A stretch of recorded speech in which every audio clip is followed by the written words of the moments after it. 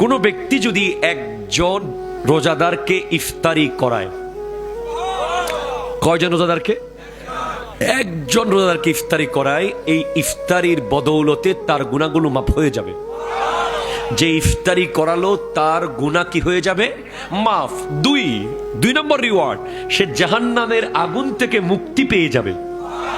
3 নম্বর পুরস্কার, যাকে ইফতারি করালো সে রোজা রেখে যেই সওয়াব পাবে, যে ইফতারি করিয়েছে সে সেই পরিমাণ সওয়াব পাবে।